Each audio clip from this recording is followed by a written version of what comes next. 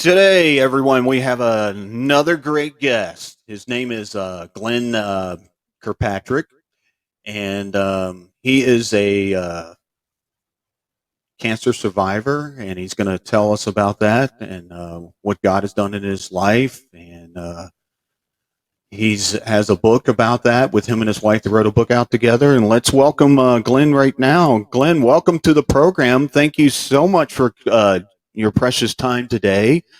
And we just tell us all about your testimony. And also, Glen is a former police officer, and we thank you for your service for that, Glen. And just go Thank for you. there, my friend. And he's from beautiful San Diego, California. Welcome, sir. Thank you. Thanks for the opportunity. Good to meet you through the computer here. Absolutely. Well, perhaps have an outline and that I can elaborate. So prior to becoming a Christian, and I can break that down, my wife and I and our 2-year-old son, our oldest son, lived in LA County in Torrance. I was serving as a police officer. My wife continued in her as an animal healthcare professional. And one day I noticed a lump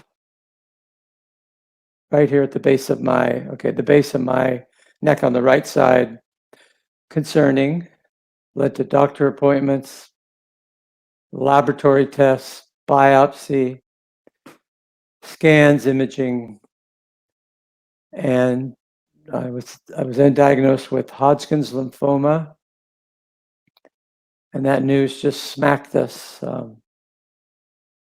as it would with anyone.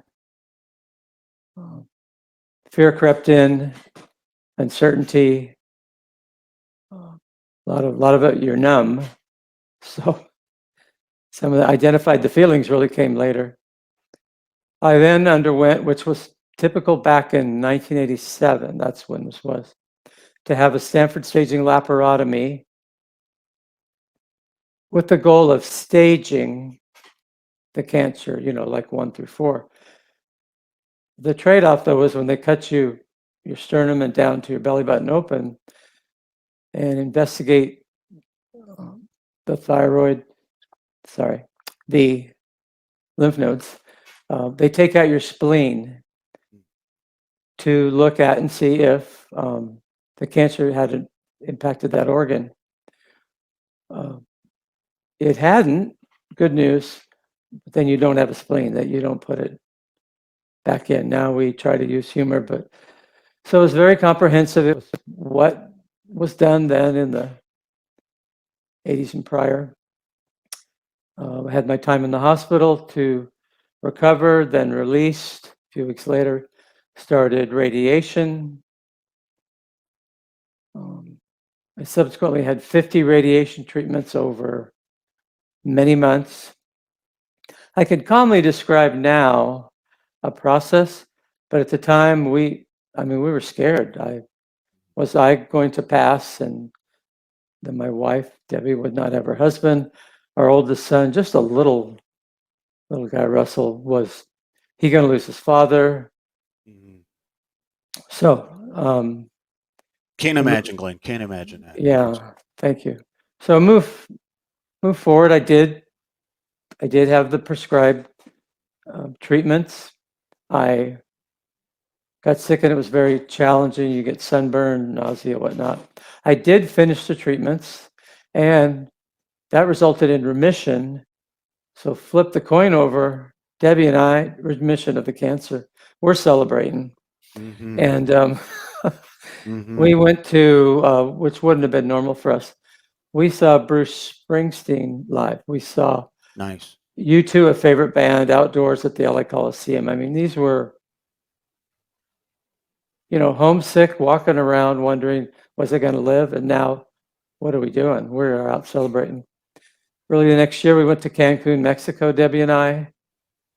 So that was great to celebrate the remission. Returned back home. We returned to work, and I returned to full service. I gained my energy, my just positive outlook, and I returned to police work. I found that I was restless, that I would later figure out that, I guess any type of trauma, traumatic event, well, it affects a person and it can change them. And with me, I was like, okay, I'm at work and I'm doing all that I used to, and that's fulfilling. Amazing wife, Debbie, and son, Russell. What I'd just been through, I was at home a lot. And when I was home during post-surgery and during radiation, I was sick, I was reflecting, perhaps a level of depression. I wasn't diagnosed with it then, though. And it was just very restless, and I wanted out. Deb and I talked about, let's move. In other words, let's sell the house and move. And I kept thinking of open space. What could we afford? Like some land. Orange County is a county next to LA County. Maybe some of the lots were larger, but couldn't afford that. Mm-hmm. We subsequently moved to San Diego. And we moved to San Diego. Why? My dad's wife at the time, a realtor, knew of a bank-owned or foreclosure property. We enjoyed the drive with her and my dad down to San Diego, and it was a 4-acre horse ranch that was beat down in many ways, but with a home on it. Hmm. Explaining where my head was prior, again, the other side to that is when I saw that property and I walked the property line, it was 4 acres, mm-hmm. Trees, groves, a little waterfall in the back. I sat on the stairs, kind of overlooking or not noticing all the things the house needed to be fixed up. I said, Debbie, I just want to move. We just got to go here and start over. And through more conversations, she agreed, and we bought that home. And we had a new beginning. I transferred to the police department. We had our second son, Trevor, was born. Amazing. Wasn't sure we could get pregnant again. I'm going to figure out where to pause here in a minute. So I'll lead into this. So I'm working overtime. I'm learning a new, not a new profession, but at a new department with different guidelines, different geography, higher mm-hmm. crime, so stress. On my days off, I would ride my bicycle, my road bicycle, like I did in LA. And what I noticed is I grew more and more fatigued in that I would go slower at fewer miles. I didn't have the same capacity. What that triggered in me is the cancer's back. I was feeling that way before with the first cancer, the fatigue. Of course, you don't want to believe it, but attack it head on, went to the oncologist. Yeah. The oncologist did the tests, diagnosed with Hodgkin's lymphoma. It reoccurred. We were devastated, of course, and set back. Chemo was prescribed, and I underwent the chemo. While undergoing the chemotherapy, deep, dark depression set in. I was diagnosed with major depression. It was a very challenging time for Debbie and for me, but I'd say more for Debbie in ways that she had no control of anything, and I wouldn't blame her. Wouldn't understand why is all this happening. Mm-hmm. I guess I was kind of out of it in a state of depression, and I just complied with the chemo. I had it done to me. I wasn't leading my care. So during that very difficult times, suicidal thoughts crept in, and they were daily and constant. I never had that before in my life. So I'm experiencing those. Thanks be to God, I didn't follow or believe him at the time. He was still working because I was fairly open with Debbie, or I would share. Maybe because I was clueless, but the open communication let her know, like the suicide thoughts, that I was in deep trouble. She was in deep trouble, and she's like, help, Mhm. She had recently been baptized as a Christian. Wonderful, wonderful, wonderful. She's still faithful. Started to develop friendships. And many of these friendships not only looked after her and her heart and her faith, had some background in medicine. So I'm in that state. Debbie gets input in the church, but also physicians, psychiatrists. And the suggestion, recommendation, however you want to put it, was as the depression was resistant to depressants, was electroconvulsive therapy, ECT. Bewildering for Deb to think about. She was thinking, she'd later tell me, hadn't you been through so much? Hadn't you already been, your body can't take any more. Yeah. But of course, we get to have all those feelings, time passes, prayer, she reasons. I complied again. I went into the hospital and I had the ECT several weeks, and it completely lifted the depression. I mean, Wow. from darkness to light, but in a physical way. I can move through this part quickly. Started to be myself, started to lead games. I was very social at the hospital, where before just a blob, I'm sure.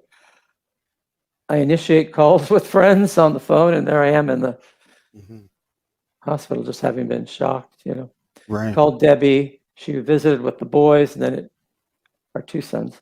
It came to be where I was eligible to be released. I was released again, in remission from cancer. Depression completely lifted. A new beginning. I finished studying the Bible, or a Bible series where I could learn who God is, his heart and character, lordship, what it is to respond to Jesus who gave his life for me, for mankind. And I was baptized. So I came to Christ, and Debbie and I were now, we thought we were united before, we'd been married quite a while, united in Christ, and had a new spiritual and beginning with our life. So that's a lot right there, but Oh yeah, yeah. That's wow. That's a lot to go through. Well, yeah. so you wind up through this experience being saved, you and your wife, or is Yes. that how it went? Yeah. Wow. Yeah, And Debbie what? first. I joked Mm-hmm. that she was smarter, and well, she was healthy and troubled because of all this trouble. Mm-hmm. She had her wits about her. She was willing. She was able to learn.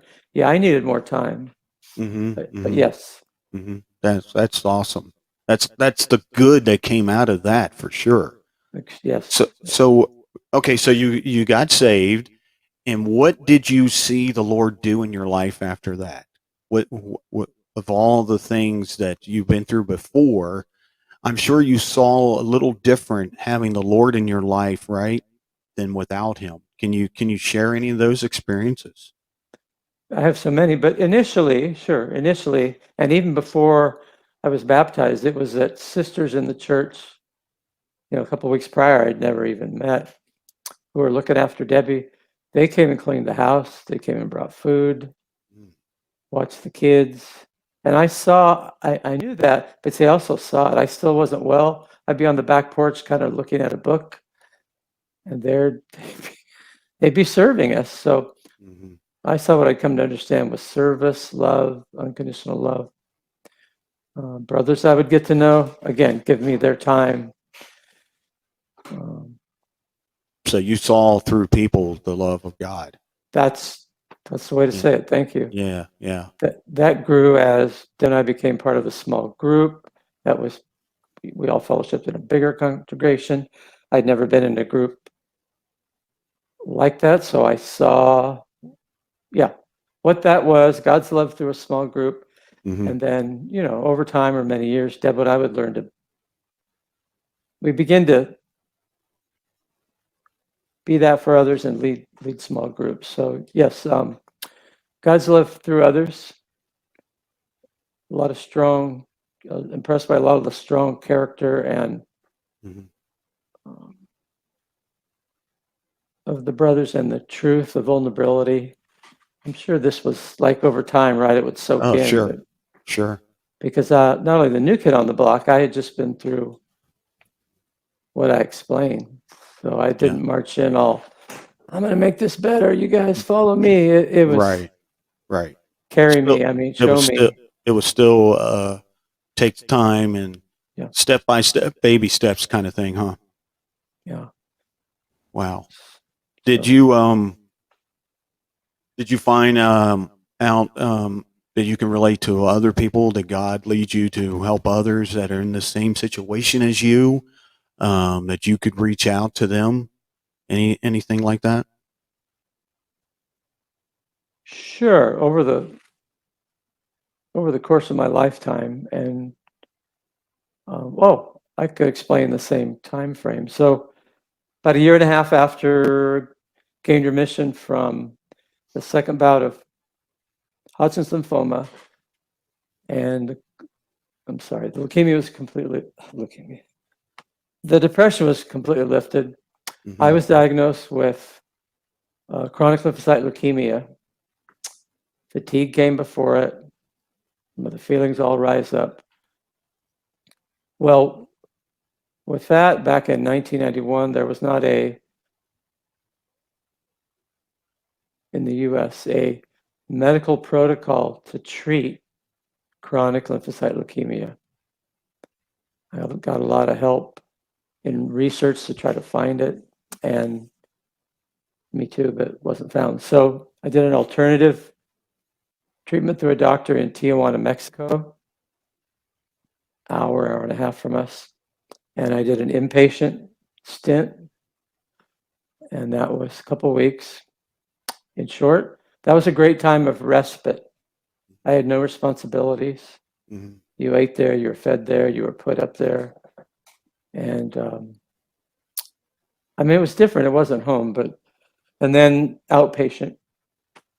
I did outpatient where I would visit down there maybe once a month, the clinic, and I'd take the supplements at home. Related to the question you asked is the other brothers of the body, I had no clue. They were seeing some things in Debbie and I, good things, and they knew, some of the brothers and sisters knew about all or most of the trouble and saw what God had been doing. So one time I was down in Mexico for one of those weeks, and then I would come up for church on Sunday. We met in a house church, and I was asked to speak. And so I did the communion or Lord's Supper. Again, new for me, really new. Rewarding, and that probably soaked in for days. Like, wait a minute, I'm serving, I'm giving, I was asked to. So there's impact being made in ways that Deb and I didn't realize then. We would come to realize because people would say it right to us about our faith. It encouraged them. Yeah, the relationship, I guess they're saying, I want some of that. And some would say, how do you, how do you do it? Yeah.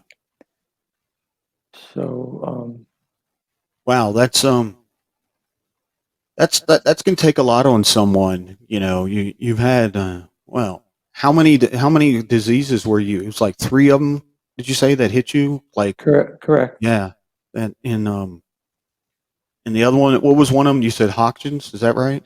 Yeah, Hodgkin's lymphoma was in 87, Mm-hmm. 80, Can 89. Yes. can you explain to people who are not familiar with that disease what that does to you? It's in the lymph system, and if it metastasizes, it goes into your vital organs. Mm. One reason they not only to stage the disease, but to see if like it went into my spleen.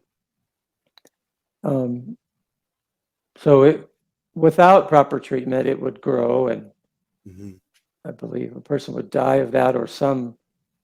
So, Glenn, do you have to constantly be treated for that still today? No, and thank you. That's amazing. Yeah. Um, Wow.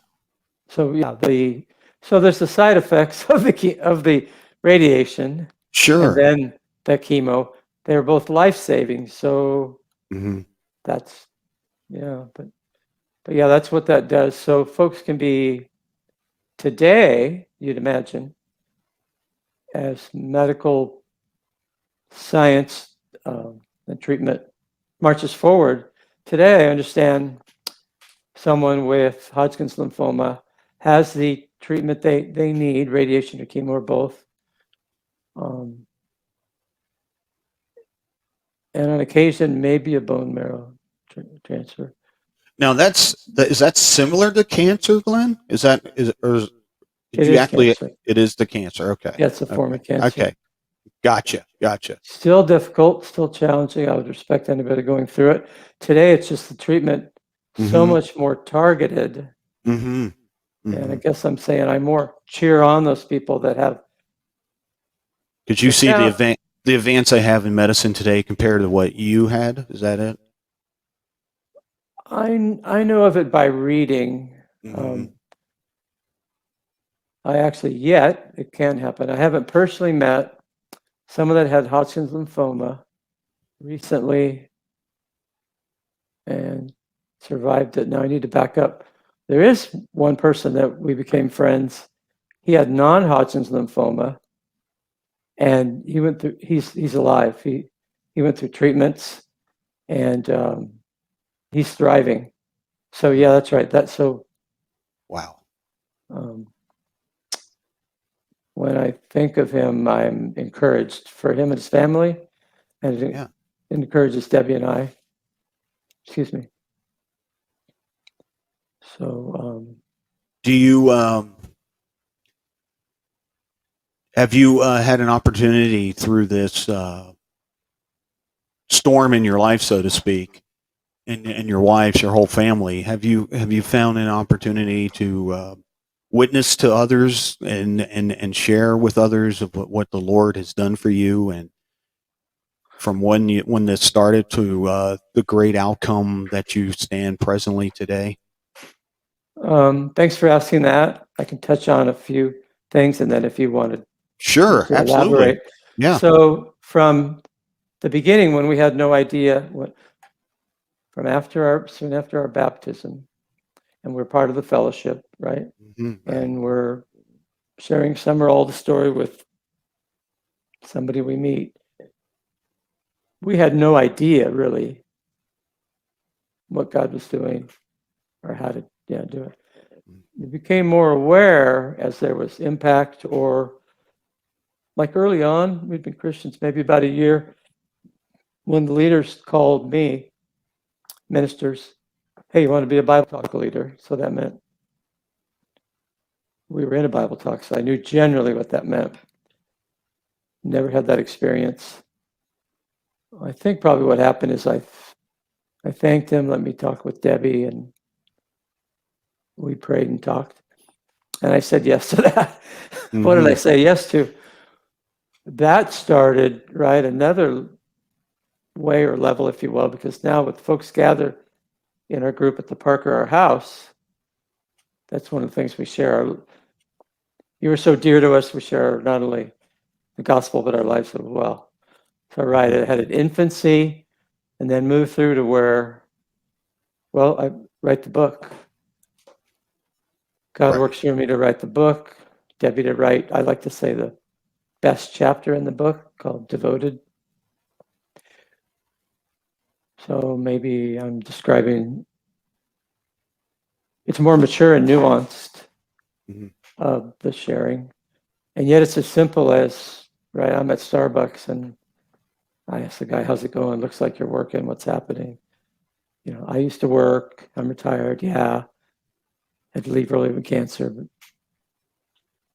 God saved my life, whatever, however it Oh, comes out. wow. Yeah, whatever the Lord, leads you to say, right? You just never know. Yeah. So Let's talk about the book. Um, you have this book. Um, you felt the Lord led you guys to write it. Can you explain to us in a little detail of how you went about doing it, and where did you get? I mean, what did you just sit down and just pray, and God told you what to write? Did you do your mhm. research and that kind of thing? How did you guys go about doing it? Thanks for the question. We were living in Solana Beach. We had an empty nest. Okay. Uh, Retired early. Um, Leftover isn't the word. Oh, chronic illness. So that situations and challenges left over, many of them from previous cancer treatments. What I'm describing, though, is that I had several hours. My best waking hours were in the morning. Then I had to nap. So I get up early, set up Debbie, make her coffee, whatnot. She'd leave. I had that time. So I returned to writing, something I had started several years earlier. And I went on my notebook or laptop or desktop, but I wondered, I wrote 3 chapters. I recall sort of an outline I had pursued years Mm-hmm. earlier, and I stopped writing when I did realize I needed to do more living and have more experiences. And so I stopped writing. Fast forward to many years later, 2000, I'm not sure, 7 or so. Um, I found that information on the computer. It helped me be inspired that I could. Mm-hmm. What God did with that is, although that was a seed, I drew upon that experience, but all that writing doesn't appear in the book. Mm-hmm. And you can see why. Much life has happened, faith has grown. So what I like to think of and what I thought originally is that the writing and the exercise of writing and being lost in the writing, whether at home or I'd put on my backpack, walk across the street to Panera Cafe, Right, or a right. mile and a half down to the coast, was my favorite place to write. However, the notebook's kind of heavy, so on my backpack, my back would hurt if I go down and back. But the point is, I'm out writing, and I write until fatigue takes over that day, and I just see that I'm going to shut down. I pack up my bag, I walk home, have lunch, whatever, and then I sleep for a few hours. The actual writing, it came to me, and I mentioned it to my therapist, and she didn't say "duh," but in an upbeat way when I said, "It's like I'm processing or working through this cancer journey for the first time in a complete way." She goes, "Yeah." So I couldn't stop writing. It's now the mode I was in. Challenging as it was, some days it was half a page. Other times I had brain lock or cognitively challenged and fatigued. Mm-hmm. I wasn't able to write and string sentences, but I did go back to edit. I went back and said, okay, what's a better word?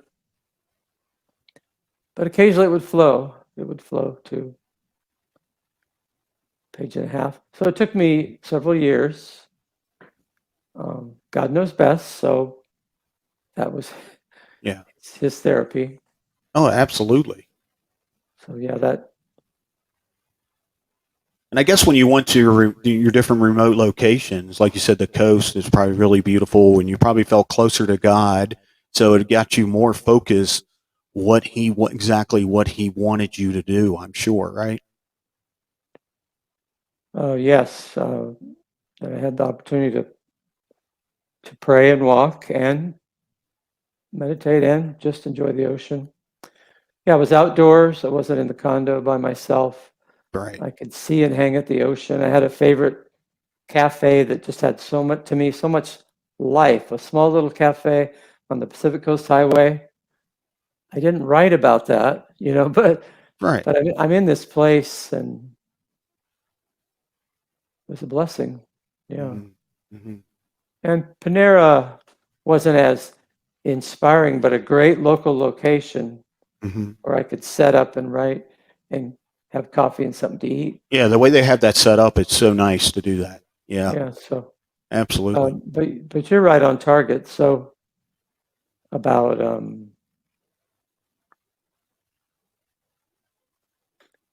God speaking, God encouraging, being inspired. I could culminate with the book being published, I guess. Mm-hmm. Yeah. So we had no money. We had money to pay our bills, but not to. I learned that I wouldn't anyway pay a publisher to. And that's expensive, I'm sure. Yeah. There, I've learned now all the different avenues. Self-publishing. There's like a hybrid. Mm-hmm. You do some of the work, but you pay somebody probably thousands, and then there's if a traditional publisher's interested, they cover all the costs. Mm-hmm. Well, I went through that adventure. I'll just condense it to. Sure. I looked at all those avenues, and they were not to be. So Debbie and I self-published. I learned how to through Amazon, KDP, posted that up. It's kind of jazz. You first see your books for sale on Amazon. That had to be exciting. It was very exciting, and then still had more to learn because nobody knows it's there. There's millions of books on Amazon. Right. I would learn and grow about marketing, but just with the book. So kind of that project was posted. Well, before it was published, I've been pursuing agents like through emails and letters and traditional publishers. Got some good feedback. Nobody wanted to publish it. So here we have this book published. And I don't know, let's say the next year, 9 months or a year, I receive an email from a traditional publisher that says, oh, you submitted this, you pitched this book back a year and a half ago. We want you to know that that person no longer works here, but they have they're publishing on their own over here. Oh. So who do I know you got it. Who do I email? Mm-hmm. This Sherry Williams of this other publication. She invites me to send the, I guess you call it the transcript. By now I had a complete book. I could send, I don't know, maybe it was a PDF. Mm-hmm. And she loved it. She goes, we want to publish it. So that was like a, wow, that was the next. There's God. Yeah. There's God. That was a no cost to us deal. So Awesome. wow. So they create a new cover. That's fine. I'm grateful, but I didn't love it, but I didn't have to. Debbie liked it a lot. Other people did. It's not the cover that's on there now. They went through with my help. It's like a program on your computer, but you're talking to the editor. So the whole manuscript got re-edited. Wow, is that a job? But I was responsible. I needed to do my part. Then in the end, it's all polished and finished up by the publisher's editor. Comes to a time they let you know, okay, we got the cover. It's inside. I get to do a review online. I okay it. And they post it on Amazon and in their bookstore. So again, wow. Great. I mean, it's a journey. Yeah. Wow. And we don't know what God's doing, but everything looks like moving forward. Mm-hmm.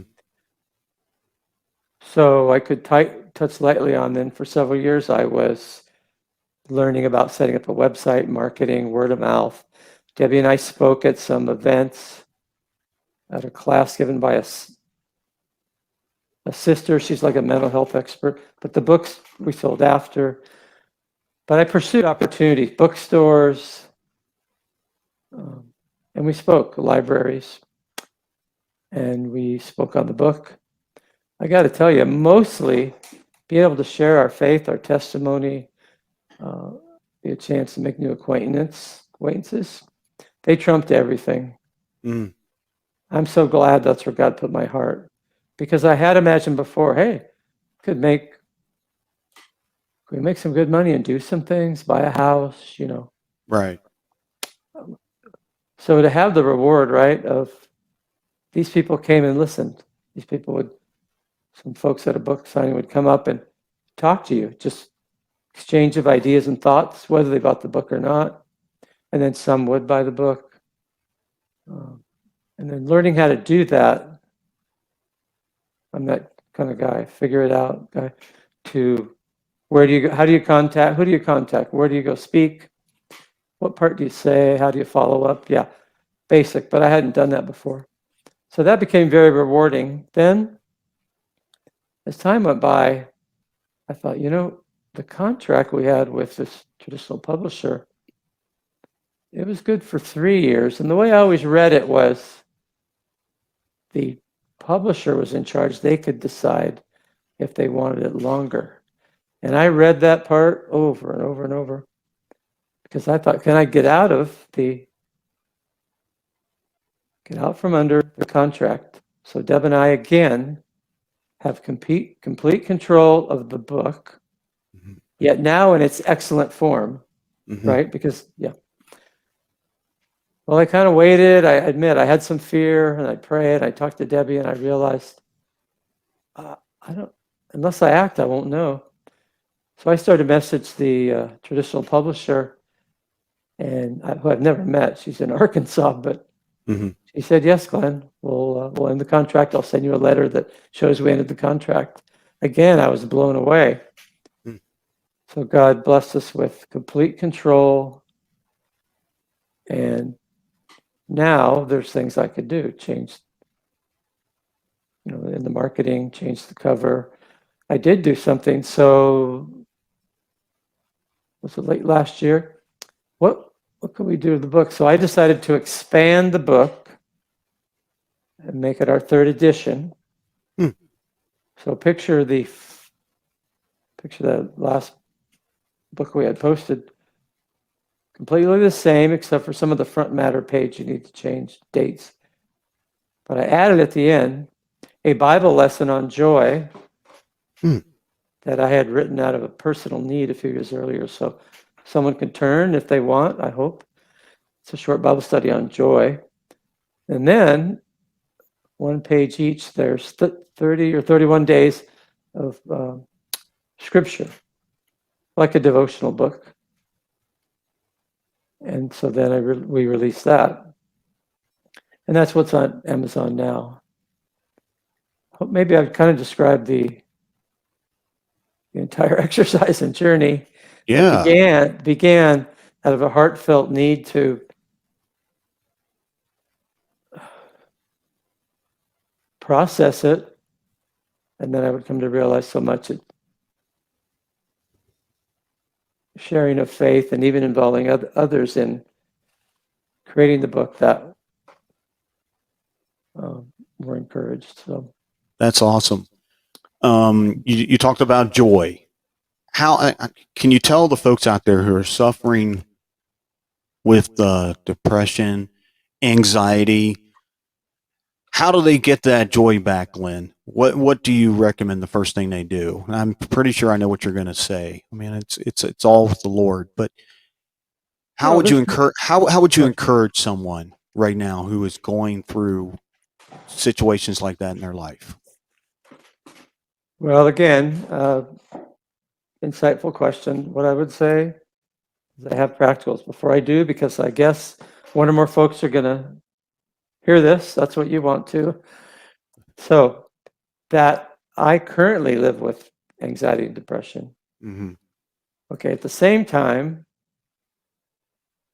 I have faith in God. And at the same time, I have a very healthy marriage, 3 adult kids and grandkids. Grandkids bring me a lot of joy.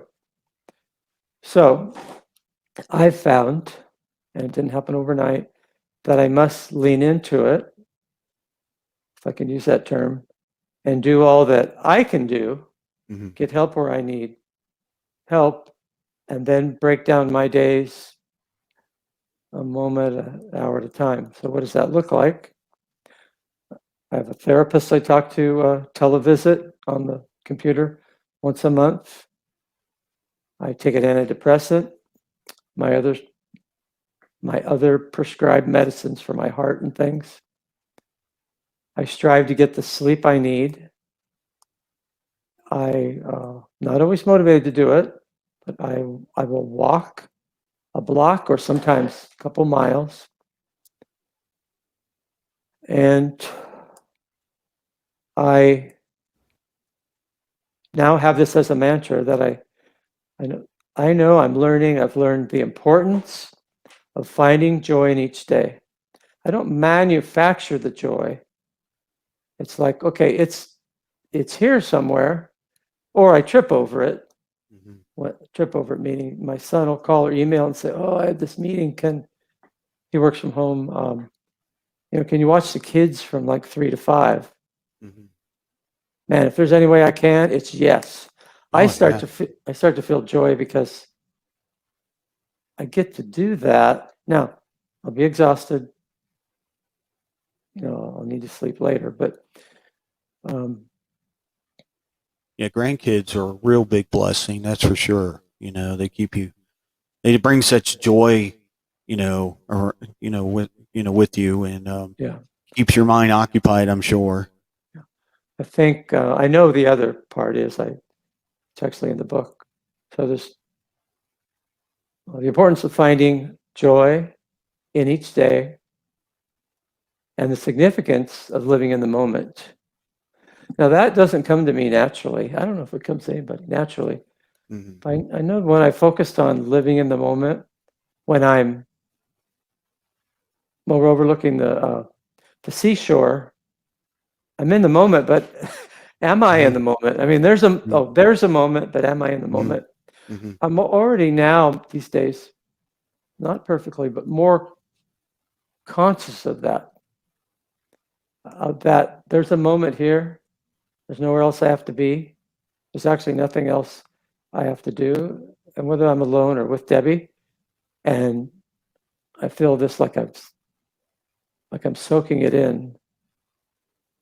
I'm sure that's God replenishing me, So it may be different for everyone.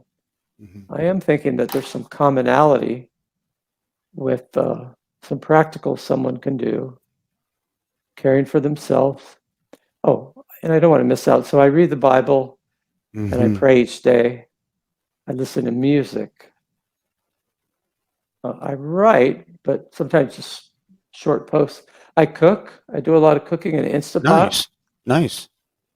And isn't that interesting? A healthy distraction because the depression doesn't go away. I may still have an anxious feeling.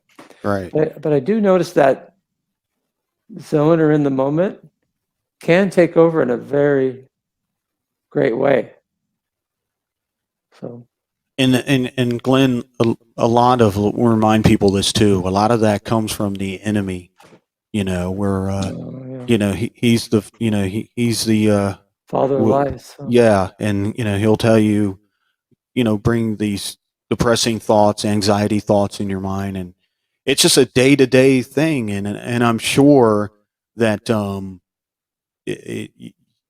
you go through a day-to-day where you just go to the Lord each day and get like a recharge. I personally suffer from that situation as well, and that's what I find myself doing. I have to remind myself and go to the Lord, say, Lord, I'm going through this again. I know that you're not the author of fear. The enemy is, and anxiety, and that really helps me. And again, like you said, number one, get in that word. Yeah. it will really recharge you. Don't you think? Well, thanks for sharing personally. Completely.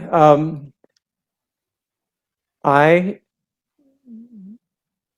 I was feeling some distress, which is not new, but I thought of the Psalms and Mm-hmm. David and others. They cry for help. So Mm-hmm. I just found myself looking up. You know how you can put a keyword search, Yes. cry. Yes. Some didn't directly apply, but then there was a couple I picked out, and then I wrote them in my prayer journal. I didn't have much of a prayer, and I was feeling so down. But I realized I went from not feeling so hot to felt like crying out to God. But before I could get there and even pray, now I'm looking at Scripture, and then I did have a prayer after that, and um, that's a recent example. The other example, I chuckle because I just try to use this term. Other times, I would feel that if I didn't like open my heart, open my head, and just pour in good things, scripture, prayer, I mean, like not just a little bit, um, where would I be? Like I really need it. I know that's okay, where to rely on God, but Mm-hmm. you know, earlier years, I hadn't always felt where, you know, it's the place to go and it's survival and it's living water. Mm-hmm. Mm-hmm. So we both agree that's key to someone Absolutely. who's in that position. I would add in those like I was, who aren't in the faith or yet, but they've got one or more relationships in Christ, or they've started on their own. That happens too. I know they're reading the Bible. Keep reading it, applying it, get help, because it's not just for that moment, right? It's Yes. the word sustains us. Absolutely. I appreciate you reminding me of all these good things. Oh, you know, Glenn, what I also do when I wake up, and I shared with you, I work overnight, so I wake up like late in the afternoon. But to me, that's my morning. So when I wake up, I try to remind myself, and the first thing I do is thank God for all the blessings. Thank Him for what gratitude I have, what He's done, and if I focus on that, that also helps me with depression, anxiety as well. I don't know if you experience that, but um, I Yeah. suggest people doing that as well. And and if you're Yeah. struggling, you say to the Lord, I'm struggling. Today's going to be a great day. Get me out of this. And help me to fight this. Yes. So again, thank you. Yes, the attitude of gratitude. So this morning I was walking. This is when I do my best. I end up thanking God for my socks, my laces, my shoes, my Absolutely. pants, my belt, Yeah. my Yeah. ID, the phone, a Yeah. key to the front door so I can get back. I have a big hat to cover my head. You know, then it will go from things maybe more significant, but um, right. And living in that spot, that's something I have to fight for each day, right? If you're Yes. feeling lousy or Yeah. at the bottom, and I think okay, also, I think yeah, also, Glenn, too, for people who don't experience this kind of thing, they don't understand, and it's kind of like a hidden illness. It's mm, very hidden. You don't see any, external scars or anything, and it's hard for people to understand that. And it's not an easy thing to explain unless you experience it. And it's literally a one day at a time with Jesus. So wow, that's just my personal experience. I know everyone's different, but that's what I've found. with mental health or faith, Yeah, mental health, mental yeah, health. You Yeah, know, that's yeah, That's what I thought you meant. yeah. Yeah, that's just as friends, maybe we'll talk about that another time. Where now I freely say I live with depression, Hmm. uh, friends in the church. I don't run up to the podium and say I live with depression, Oh, but I'm no, no, telling no, more, no. but I'm telling more friends. Although that's become part of our testimony we've shared in front of church. I So only share this with myself unless I feel the Lord wants me to. And, or it just comes out of a conversation or something like that. Yeah, I don't put a bumper sticker on or anything like that. I know exactly what you're saying. yeah, but yet my example now is with a few key gentlemen. I can freely say, I live with depression, I'm depressed. I have a couple of brothers who are compassionate. They have a level of compassion, Hmm. but so far, and I know I have some responsibility in this, my comment hasn't led to, tell me about that. Let's talk about it. Are you safe? I'm going to need to, Hmm. I'm Hmm. going to need to educate them. But it's helped a bit to say, you know what, right. And then even when you say the word, there's your experience. They're thinking maybe, oh, it feels lousy tomorrow. He'll feel better. Anyway, Hmm. Hmm. I'm not worried about them, but I'm just saying the comfort has come in where I have said, I'm depressed. And then I either share more or I don't. One brother, after we had a little meeting right after church, somebody said something, and I said something about my challenge, experienced depression. And after that, he walked up to me and said, "Brother, so do I." Hmm. That, that's a good kind of me too. Like, hey, Oh, yeah. You have like a support, someone that understands, yeah, I can go from relate, any, yeah, relate. Yeah, exactly. So, yeah. but Do you find yourself being more like you have a radar on? You can sense others if you see someone you think they're struggling with that? Do you find yourself that? Sometimes I do, uh, and you can kind of see that somebody's going through something. Have you ever experienced that?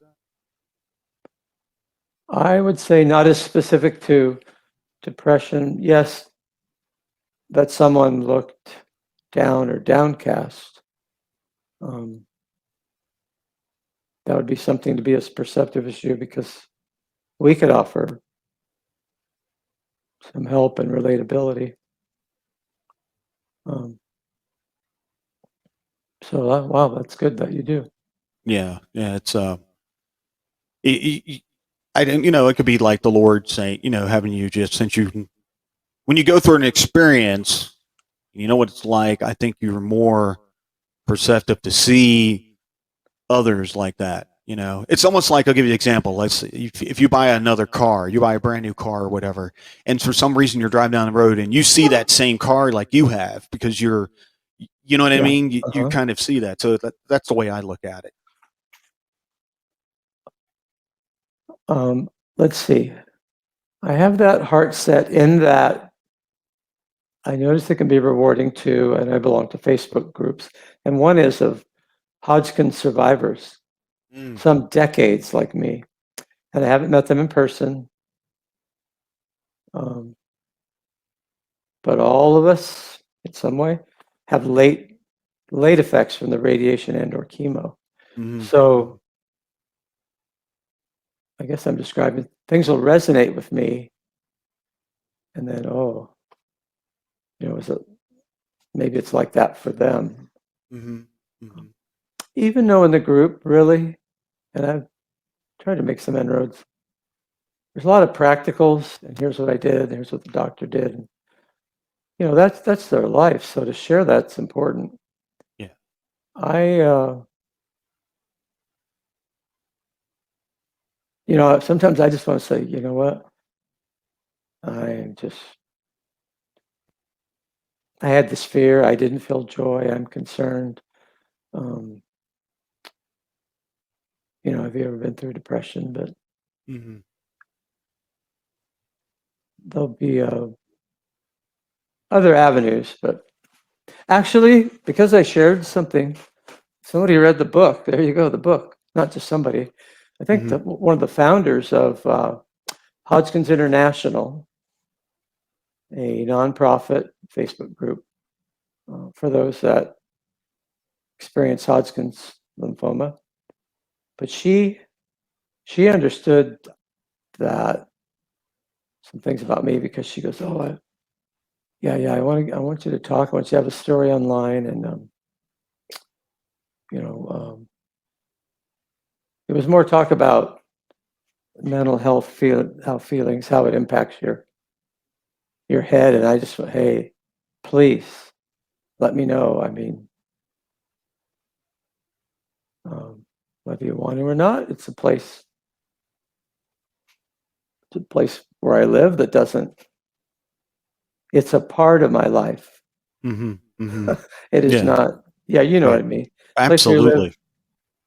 And so I think God uses us, and there's rewards in that, because there's already hurting people that want somebody to come, or they don't realize, want somebody to come up beside them. The power in learning that you're not alone.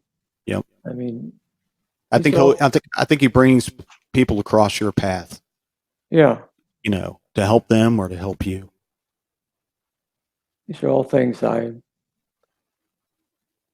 learned and I'm learning. So, And as far as your cancer, you're still doing well, right? You're still you have to go in there every now and then and get things checked out, no, or it's a good question. So I'm in remission from both cancers. I have sort of, I'll use the word graduated, but shifted to where, versus see an oncologist once or twice a year, I'm now where my quarterback is the general practitioner, and I'll get referrals through them. And so he's the first line of defense if my blood values are off, or blood pressure. So it's pretty well streamlined. I'm happy about that. I would go to an oncologist if I needed to, but it's now been a few years. I did want to mention, if I could, that the late effects. There's late effects there can be late effects of cancer treatment, and from what I had in the 80s, the less targeted, I'll call it more toxic or poisonous. It's caused, it's diseased my heart, tissue, affected all parts of me where the radiation field was. It took many years. It took almost 20 years before they started to show up. So apparently the disease is happening over time, but it didn't have a heart murmur till maybe 20 years later. That turned out to be a diseased heart valve, which turned out to be two diseased heart valves, which turned out to be, as recent as last May, I had my second heart valve replaced. And so kind of how things have shifted.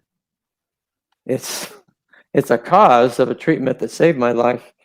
And so I need particular attention by a cardiologist who's doing a great job. But there are things we didn't count on, Debbie and I, and they're present. And, so you deal with them medically, and then employ, right, all the other things that Kilroy talked about. Yeah. I still have the fight or flight response. It's a gift from God. But what I mean is I sometimes go, wow, I'm just smacked with, diagnosed with a new condition or a worsening symptom. After a while, I quiet, I listen to music. If I can't pray right away, sometimes I can't. I pray, and then I just get really solution oriented. Okay, what appointment? Do the labs, do all that. Well, I don't have to like that, the heart, there's heart disease, or So it's a long way of saying I do. See the doctor and specialists I need to. And I guess you call that management. Yeah. Yeah. And I'm sure it's a mindset thing too, where you constantly, like you said, it's a battle. And you, my friend, have conquered many battles here. And Yeah.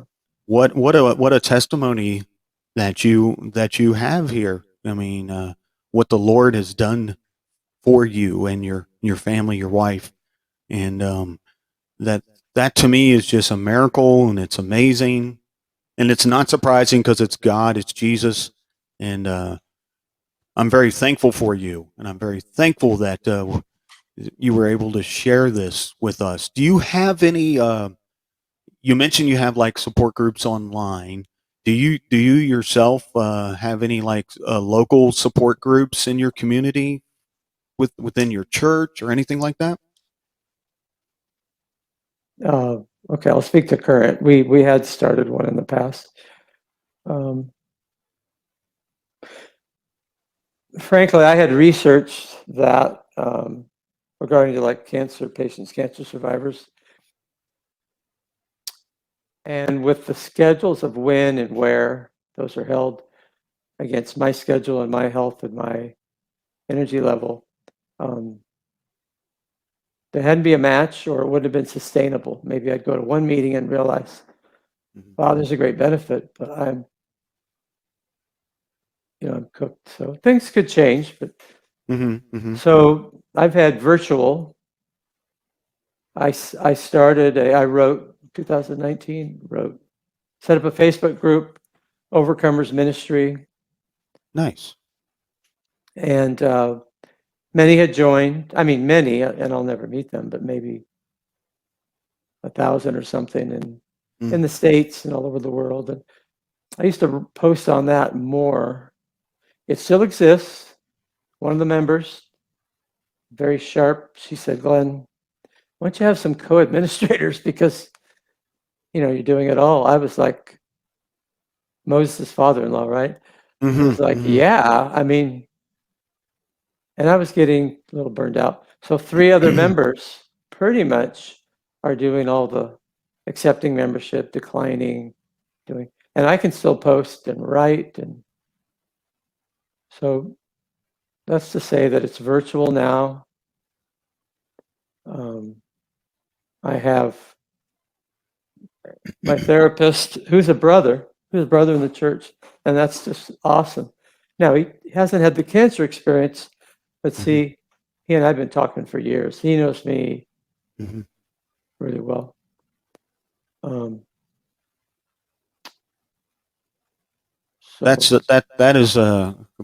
That's very encouraging that you started that. And how before we close today, Glenn, can you tell everyone information, and I'll put it in the notes of the show here for everyone to see as well.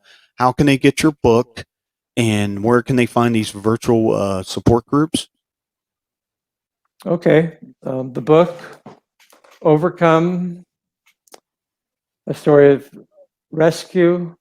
intervention, rescue, and redemption, our cancer survivorship story. That's on Amazon. And I have a question. May I supply you, or did I already supply you the link? You can verbally do that, and after the show, we'll talk, and I'll put that link on the notes. But yeah, go ahead and share. Go ahead and share that. Well, I like your idea of after, because it's a bunch of numbers and letters, and yeah, that's fine. We'll put it in the show notes. That's not a big deal at all. So it's on Amazon, and it's both in paperback print and in Kindle. So I guess they call it widely available. Oh yeah, that's awesome. The And I take it you're getting a good response from people getting your book? Very few sales. And I've come to understand it's the marketing. If people don't know it's there, right, Right. So Right. I don't get so. It's not the book. Right. It's the yeah. And so we'll It's the see. message. It's your Yeah, it's a message. message, and It's we'll yeah. see what's possible Yeah. with marketing. But Yeah. I mean, okay, look at it this way. If you reach one person, that's a big accomplishment, thank you. Thanks for that. Absolutely. Well, Okay, and then go ahead. oh, Go ahead. on Facebook, a lot of people are on Facebook Oh, for groups. If someone chooses to go, you select group. yeah. Is Yeah. the Overcomers Ministry, Okay. semicolon, physical and mental health challenges / chronic illness. Awesome. And good thing about That that is will, not only does it exist, they could participate if they chose. nice. Nice. So that's a great way to support each other. And, And I'm and open. Go ahead. I was going to say, and also if you probably could help people find somewhere local too for them if you have that support group. Sure, I would Never investigate know. that. You never May know. even start a new one because Deb and I led one in the Mm-hmm. past in our home. Mm-hmm. And then anybody can reach me anytime. Love to talk to them. How do you do that? Do you put my email or phone number in the show notes? Would you like it now? I can put all that in the show notes. I mean, I don't know if you want your phone number, but I'd recommend probably your email. Okay, we'll do the And then email. yeah, and then you and I will get together after the show. You can give me all that information, and we'll make sure this gets out. This is a wonderful time we had today, and I just want to thank you so much for joining us today and telling everyone uh, your testimony and what an encouragement it is. I know a lot of people are struggling with many battles in their life, whether it be cancer, mental illness, anything, grieving of something, and it all leads to a struggle in life. And Mhm. you're a fine testimony, my friend, and I thank you, and I'm very very honored to have you on today, and just keep up the good work. And I know God's going to continue to open up doors for you. Thank you, sir. Thanks for the encouragement, the opportunity, and there's parts in the talk where I felt like we were a team relating and giving to the audience. So I Absolutely. appreciate you. Yeah. Absolutely, my friend. And anytime you can come back on if you feel you need more stuff to share that you have, or your ministry is changing, you just never know. And we would love to have you back on. Wow. Thank you. Absolutely. God bless you, sir. Bye bye.